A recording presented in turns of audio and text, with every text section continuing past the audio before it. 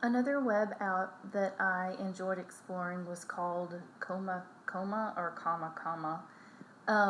And it's a stop motion similar to iMotion, but it's a lot more user friendly.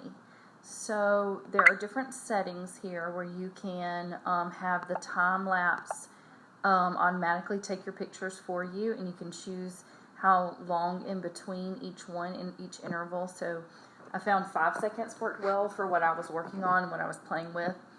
And then this up here is how fast the pictures or the images per second, I think, come through. And so the particular one I was working with was I only needed it for on the 1 to slow it down. The further over here is the faster the images come through. But the particular thing I was working on, I wanted it a 1.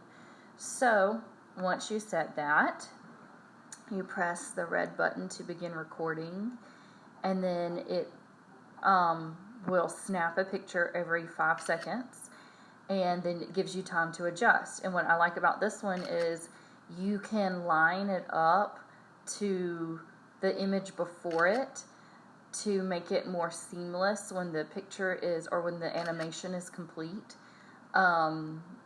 I'm not really moving anything right now on my screen, so it's going to be hard to see, but I'll show you what I created, and it kind of helps you keep it lined up as close as possible.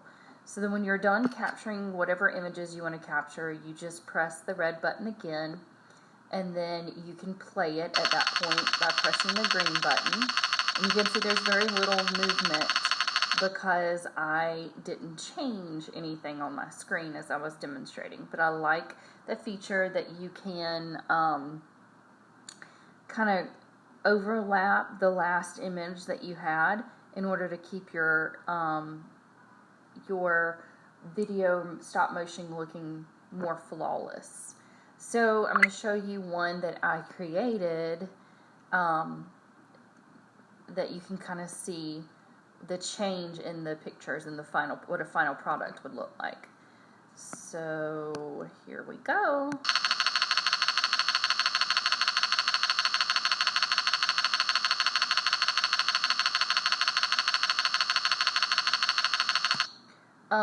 If you can hear that clicking sound in the background, you don't hear that when you save the image to your device or when you share the image or the video.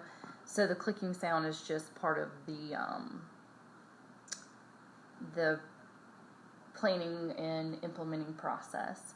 I can see this being very working with collaborative teams, creating a final product to show learning. I can see, reenactment. A lot of the things I mentioned in the iMotion one, reenacting historical events and recreating different things, explaining your thoughts on something you've read or an experiment you've done, or even a prediction, creating a stop motion video about a prediction you have of something you're about to do or a story you're reading.